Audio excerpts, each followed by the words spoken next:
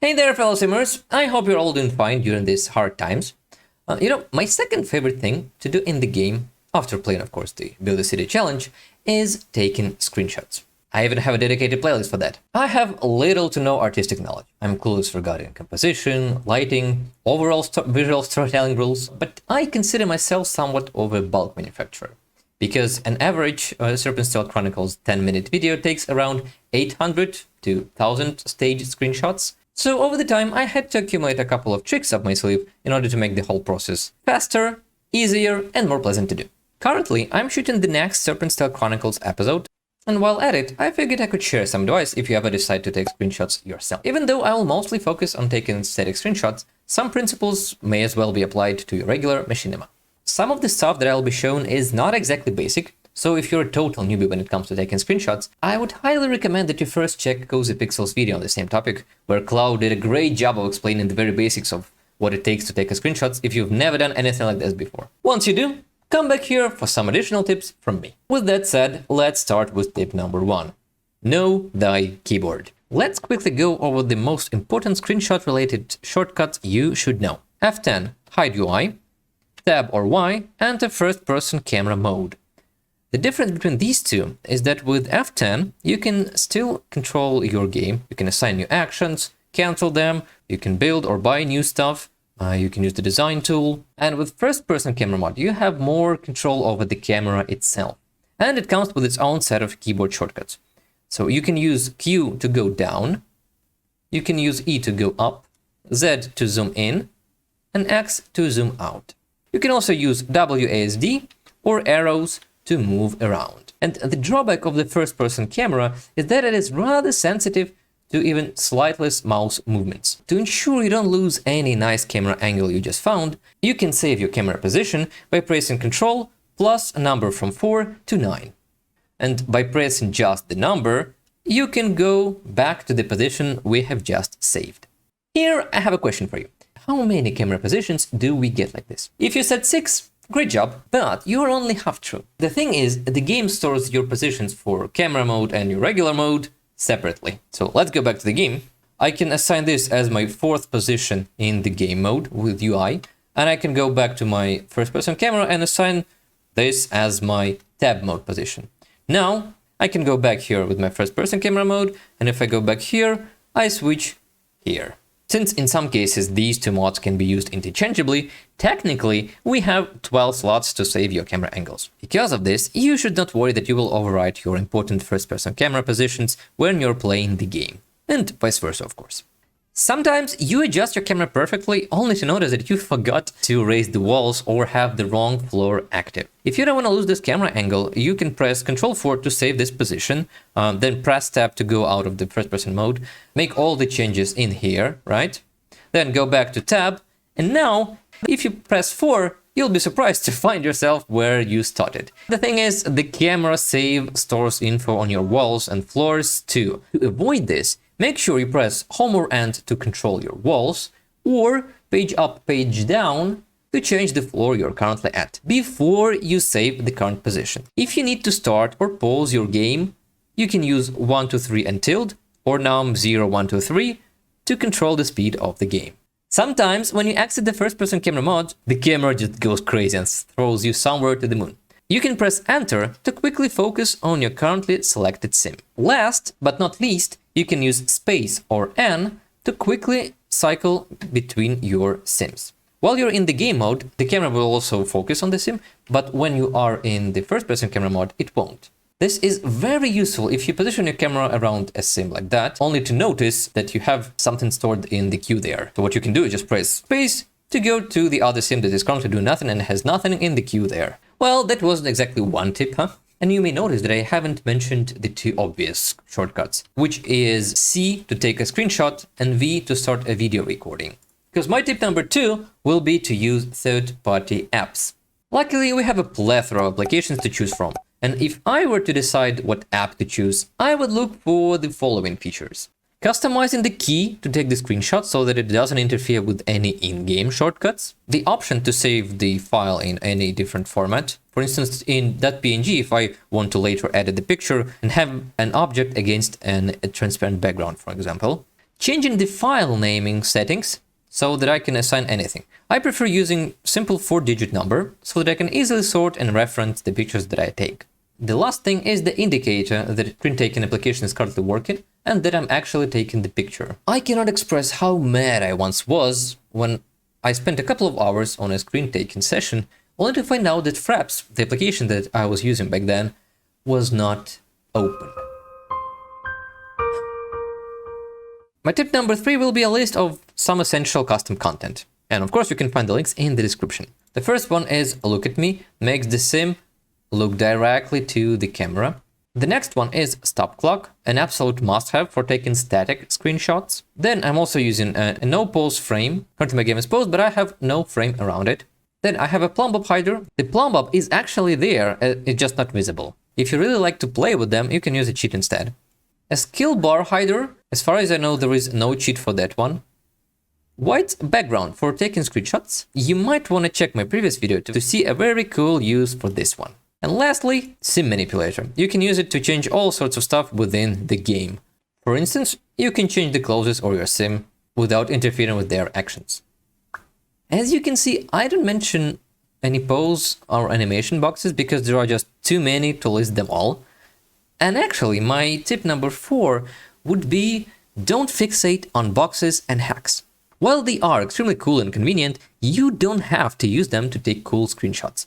I would even argue that sometimes it is trickier to find the desired animation within these boxes than to actually make your sim perform the action in the game. So let's say I want to make Ben sing an ode to the sun or whatever, and I want to do that with an animation that he uses when he sings a serenade. One route I could take is to try and find the corresponding animation somewhere in here. I would have to think if it was a base game thing or it was later added with some expansions.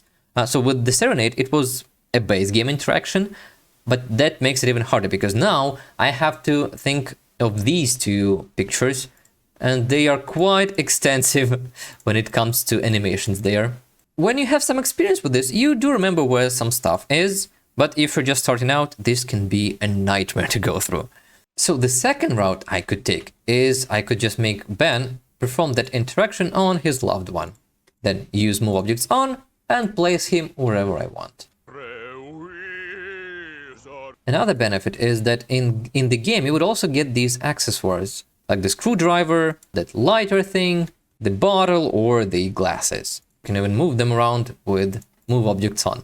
Obviously not every interaction can be easily performed within the game, but the ones that can, should be. However, if you're absolutely certain you can't perform the action in the game and you have to use these mods or hacks, my tip number 5 is use previews for pose and animation boxes. If you do happen to need them, make sure you also grab the preview that the author has made for their hack. Or, alternatively, let me do a YouTuber thing and reference my own very first video that I ever uploaded on the channel. In here you can find the links to my personal database of previews that I created some time ago, and it comes in 2 formats: JPG for static poses and FLV for any animations.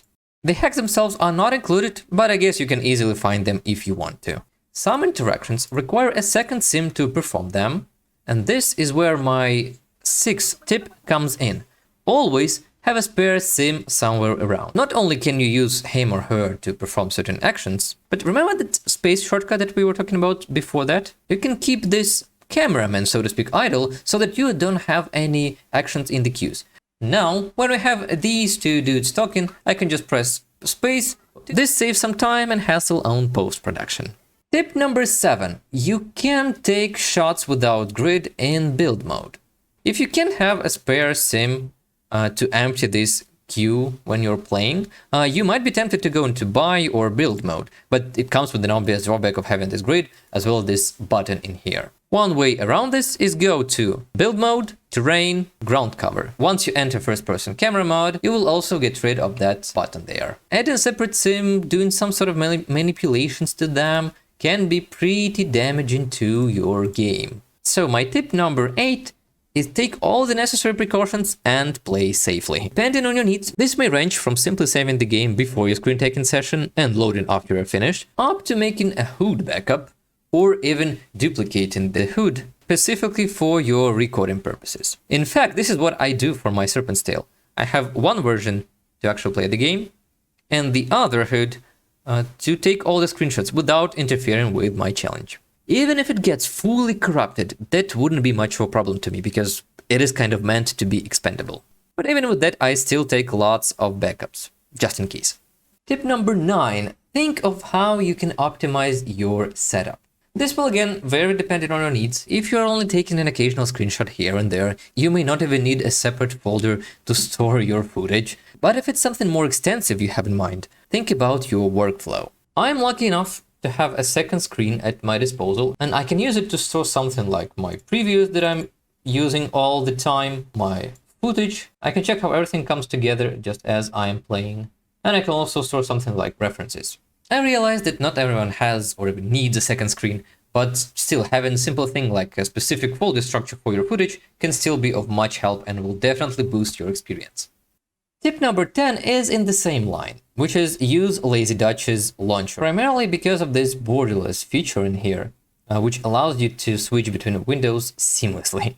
Back in the day when we didn't have it, the game could take quite a while to maximize, and right now, it's just instant. Tip number 11, know and use certain cheats. Here's a short list of the ones that have something to do with taking screenshots. Move objects on, an obvious one if you want to be able to move your Sims around like that, or take some accessories from their hands.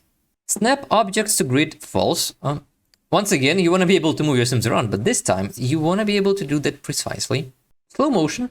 It'll be much easier to capture a certain expression if your sim is a bit slower. Show headlines off. This one deletes these thought bubbles, as well as relation changes or enthusiasm changes. Plumb bob toggle on and off. Again, this one removes the plumb bob that they have over their head if you don't want to use the hider like I do. Set hour, which changes the time of the day. I find it easier to use cheats and not some specific hacks that can do the same thing, because I've also set up my startup cheat to specific aliases like this. Now I can just type 7 PM to change the scene to the night, for example.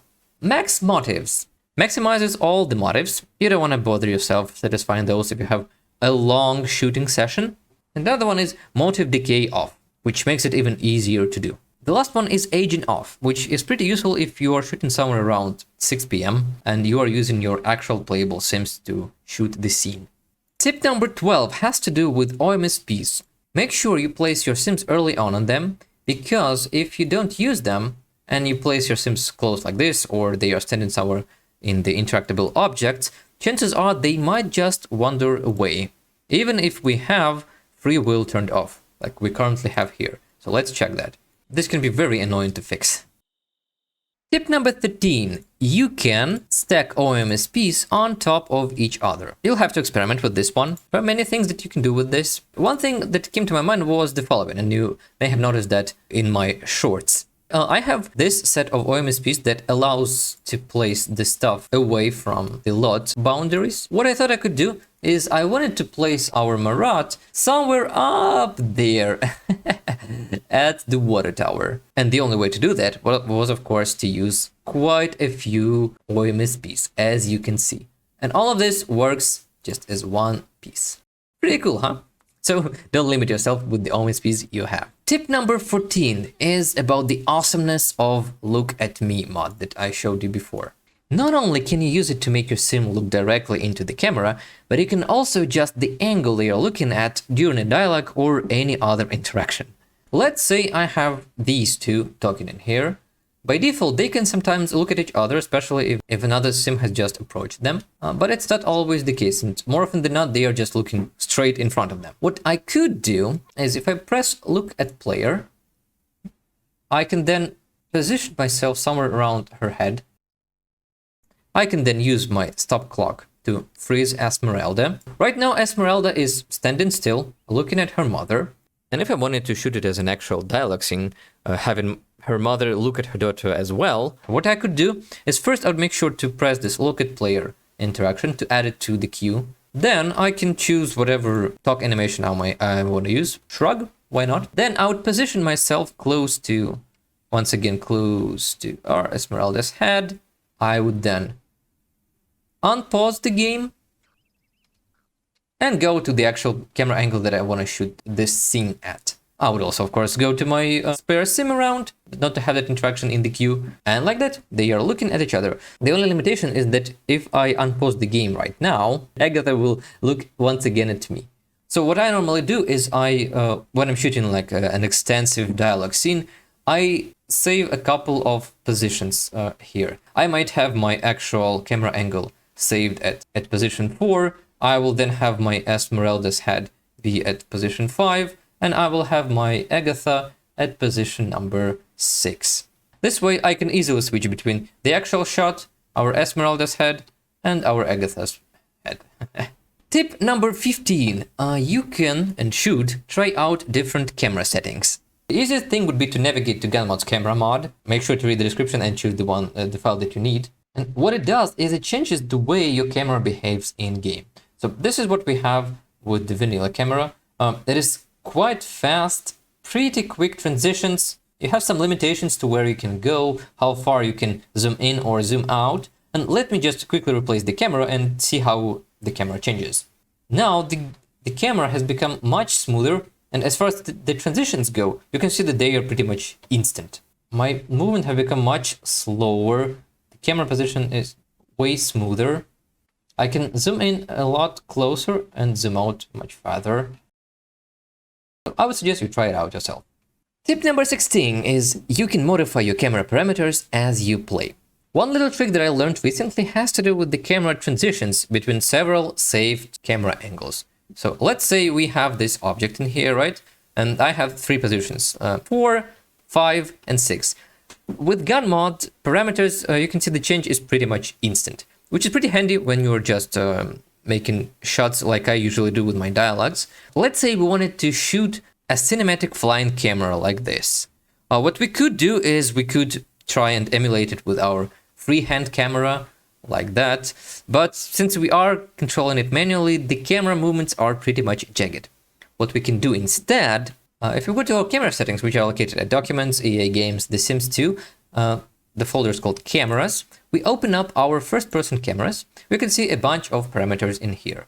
We need set parameter array orientation steps and set param translation steps. You can see that currently the values are set to 1. And if we tune it up to something like 10, and we need, as far as I know, we need to change it to the exact value, both of them, otherwise it won't work. Then we go to File, Save.